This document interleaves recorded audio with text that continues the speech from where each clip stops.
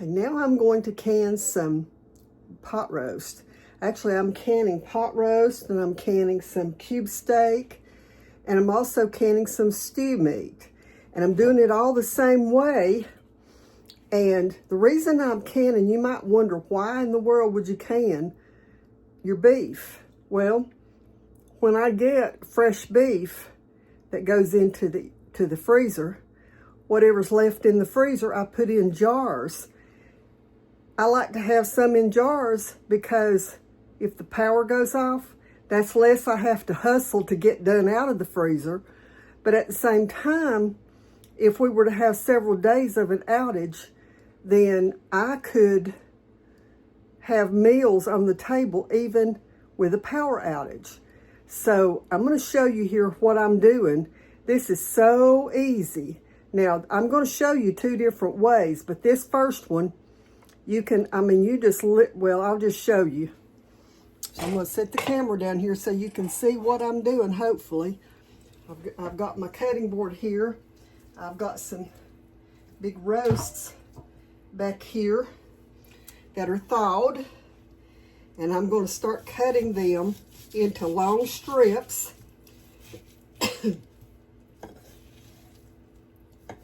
And I will trim some of the marbling out, not a whole lot, but some.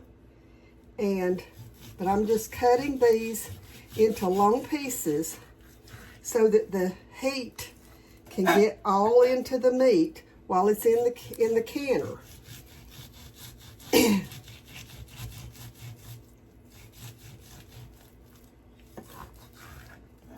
That's some good fresh meat right there. That's all fresh from a local farm. And the guy that I get from, he is fantastic with his cattle as far as grass-fed and no antibiotics and all that kind of stuff. So anyways, now I'm going to show you here. All I'm going to do, let me just cut that one in half. It's pretty long. I'm just going to drop it in the jar just like it is. Let's put this one over beside of it.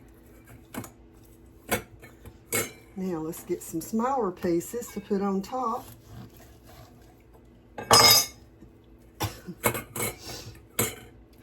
And I'm just cutting these up so they're going to cook in their own juices in the canner. The butcher that does these does an excellent job of making sure that he trims a lot of the excess fat before we go cook it up. So it's, let's see if I can get that one in there. That's kind of long. Yeah, that's going to work perfectly. Okay. Get this one in there. I think I can get another thin piece down the side of that.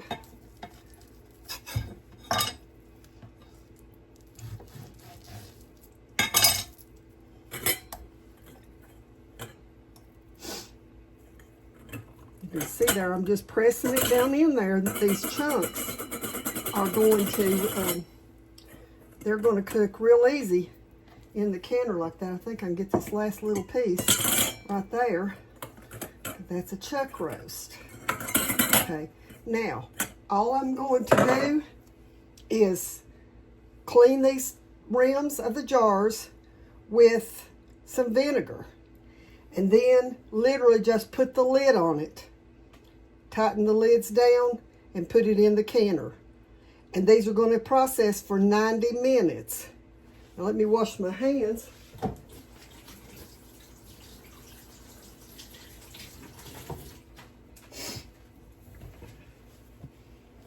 Okay, so I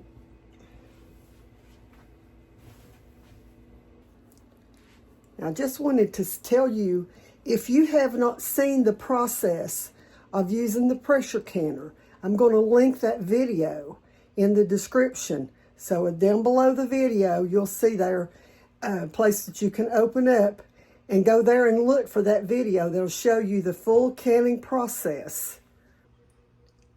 Now I just wanted to show you that I've labeled each one of them as to what's in them before I put them into the canner, so that once they're processed, things begin to look the same. So this way I'll know exactly what I've got. Now, as you can see, I've got them loaded into the canner. I've put this into a cold canner because this meat is all cold. So we'll get that processing. Okay, so as you can see, I have on my stove a couple of pans of the beef that I have put in the oven on a low temperature for about an hour. And I'm letting it cool, and then I'm going to cut it up and put it in the jars and put it in the canner. And the processing time will be exactly the same. It's still meat, even though it's cooked a little bit. It still has to process in a quart jar for 90 minutes. If I were doing it in pints, it would be 75 minutes. But it still has to process the full amount of time. Now you can see here that I've got the roasts, and of course this one's got a big bone in it. And so I'm trimming that to get the bone out of that. It looks like I've got most of it off, except maybe some of the fat, some on that side that's not trimmed off. But I'm not putting those bones in my jars. Looks like there's a piece. And then on this, you can see there's a line of fat through it. I'm not going to put that in the jar either. I don't want an excess of fat in the jars because it could cause it not to seal properly. So you can see there, that's good lean side of the meat. And so I'm just cutting it in chunks and put it in the jars. And then once I've got 7 jars full, then I'm going to put it in the pressure canner. And turn that a little bit so you can see more of what I'm doing instead of just my arm. But you can see there that it's still pink in the middle. It's just browned a little bit on the outside. And I'm cutting them into chunks so that I can put them in the pressure canner, and they'll be in small enough pieces. Let's see what I've got left on this.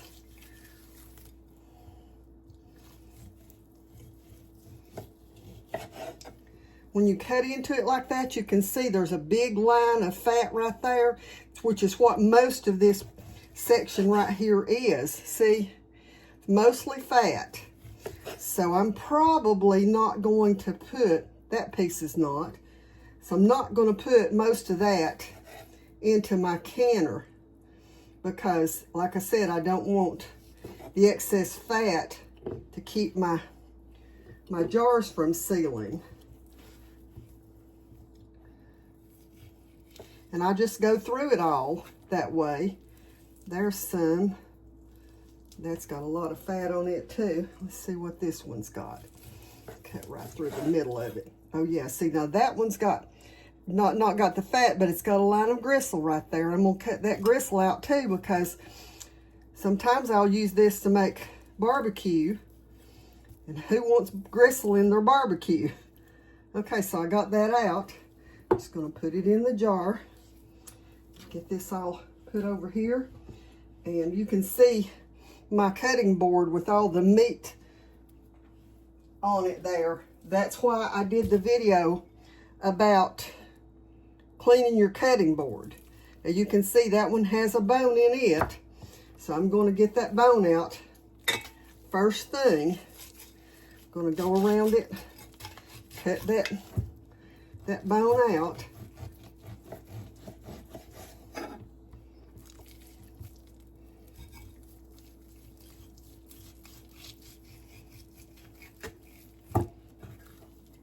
Now these bones, they've been roasted a little bit, but they'll be real good to put in a stock pot and make some good broth.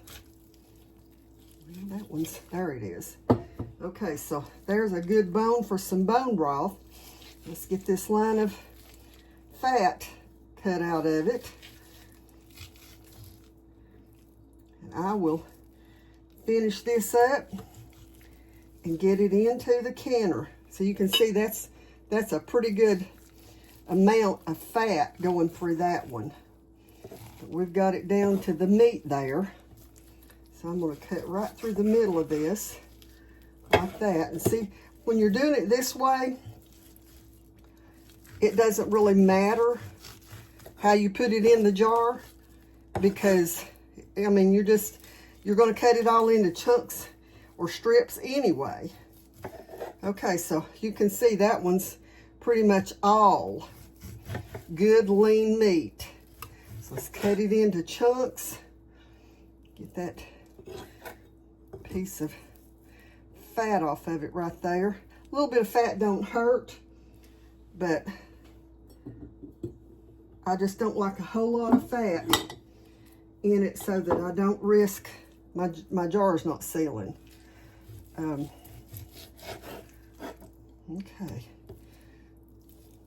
A little bit of fat on it right there.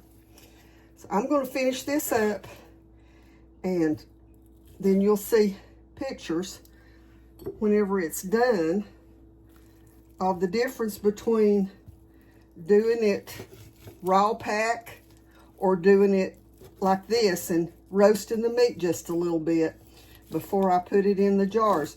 Really doesn't make a whole lot of difference, other than when you roast it a little bit, it gets a little bit more of the blood out of it. So your jars come out just a slight bit cleaner than if you did it, you know, all raw pack. So, all right, well, I will show you the finished product. I'll share this with you. If you're one that wants to cut most of the fat off your meat, I put this in the refrigerator yesterday after I took it out of the oven, because whenever it's cold, you can cut the bones and the meat out of it a lot easier than when it's hot. So just a little tip there.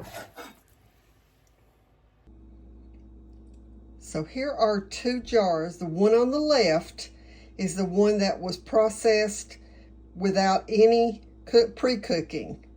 The one on the right was put in the oven first and then cut into chunks.